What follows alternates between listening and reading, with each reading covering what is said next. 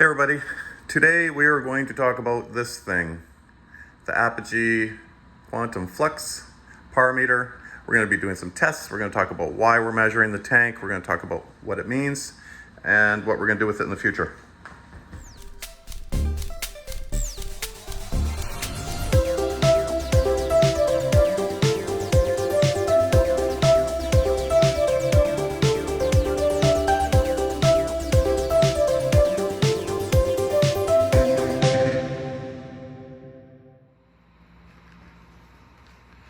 So I did get the extension wand with this, which you can clip. This is an accessory, and you can clip the reader onto it here, and it just lets you get right into the tank in those hard to reach areas for measuring your PAR. If you're going to invest in a PAR meter, you might as well get this with it. Do you need a PAR meter? That's another question. Probably not. This is more of an experiment for us. We are going to keep this. We got it at Bulk Reef Supply, but we are going to keep it. We're not going to send it back. I believe they have a return policy where you just pay a restocking fee and you can return this after you've done your reads. But for our sake, we're going to keep it on hand because we have more tanks in the future, and we're just going to keep it. So let's get it turned on. Pretty simple unit. Yeah, it's pretty simple. So we're just getting ambient light here from the tank way over here of 11 PAR. So let's get it in there and take a reading. First reading we're going to take is on the top. And currently we're getting 300 PAR up here at the top. So what I'll do, there, that's better. Camera went out of focus. What I'll do is I'll write these down so you can remember what they are.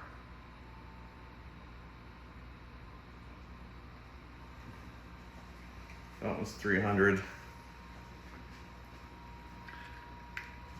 The lights currently aren't at their peak cycle, so they do get brighter than this. I believe in another hour and a half they'll ramp up to their maximum. I do have the setting on AB plus with some small modifications on time. Let's take another reading here. So down here in the front, getting 244 PAR. I don't know if you can see that or not.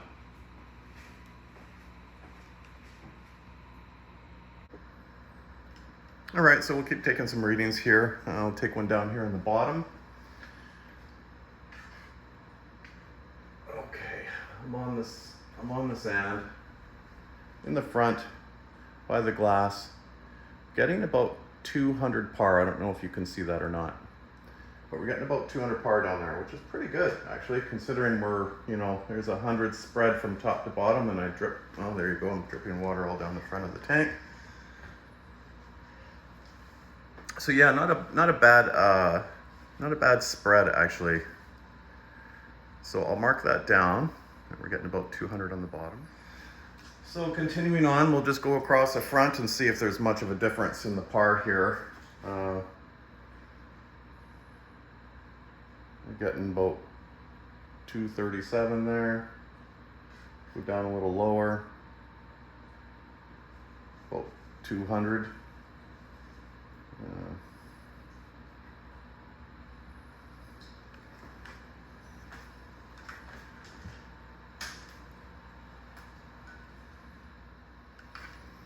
And we'll keep going with these measurements. I will try to stop splashing water all down the front of the tank, making a hell of a mess. Okay. 247, 254, so 259.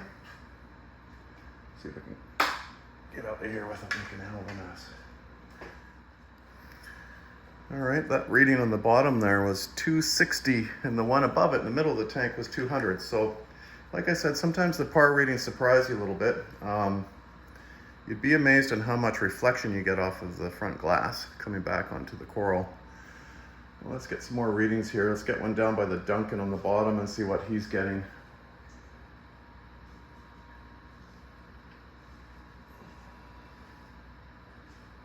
Okay, that Duncan, he's getting lots of light down there. 265. Approximately.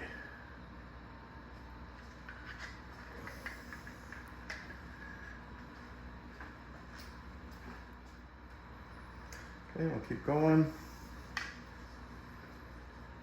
Let's have a look up top here and see what we're getting. You know, it's a pretty even light. We're getting 230 something here.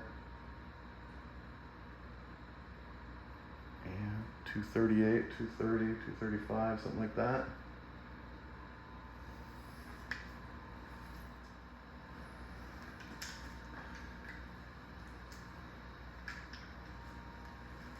So one of the nice things about being able to read this is if you have a new coral and you're looking for, you know, the optimum place to put it in your tank,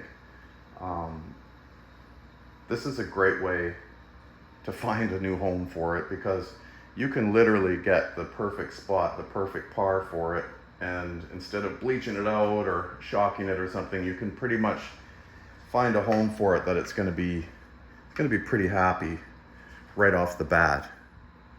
I'll take a few more readings here on the far side of the tank. Just move you over a little bit.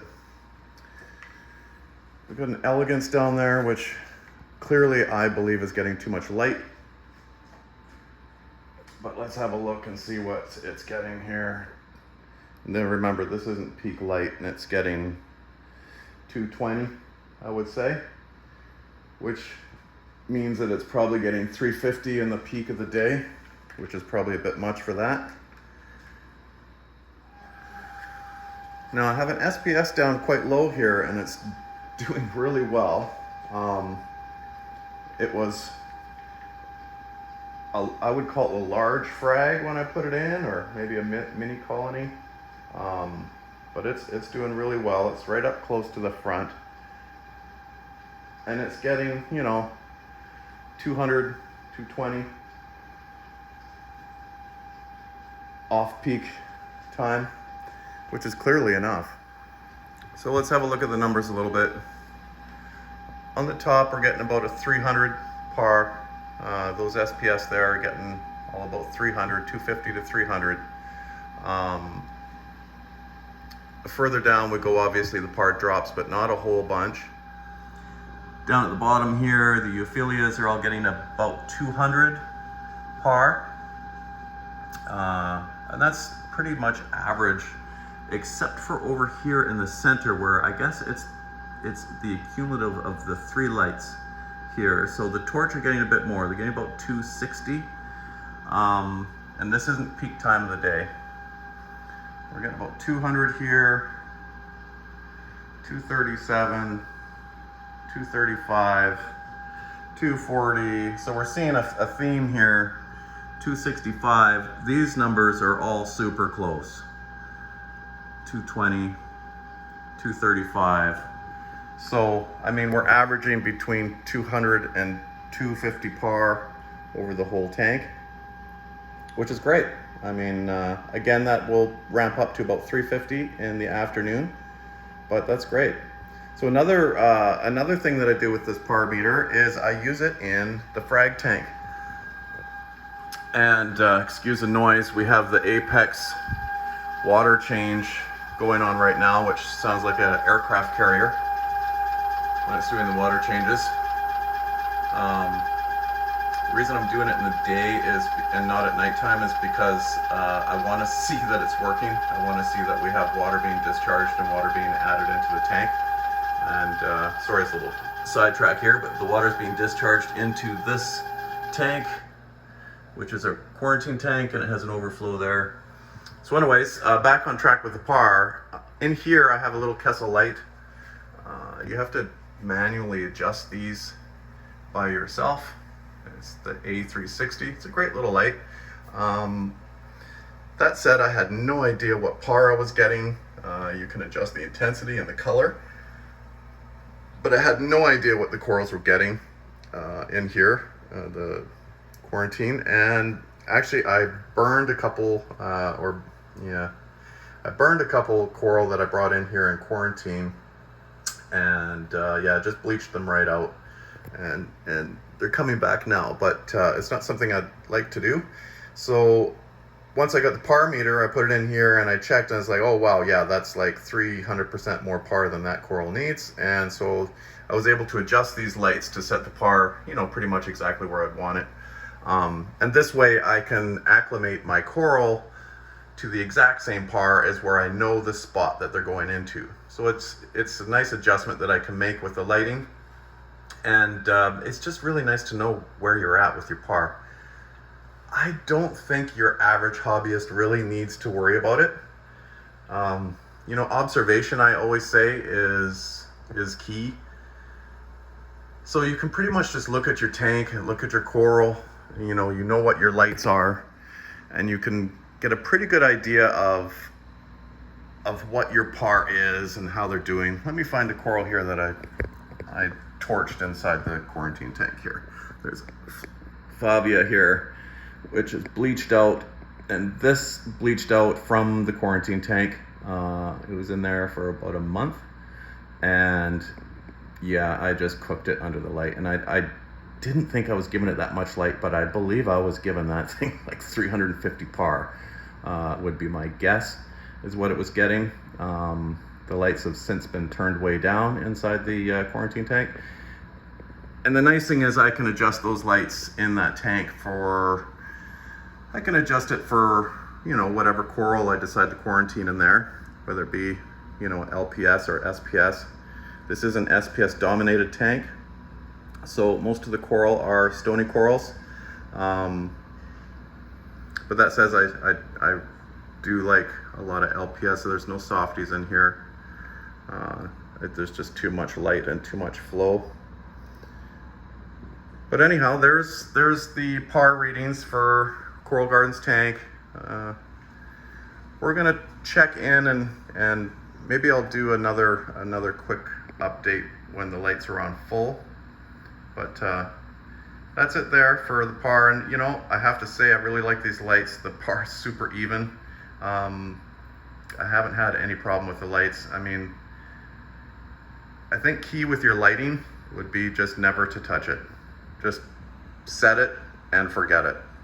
You know, get it right at the very beginning and then just leave it.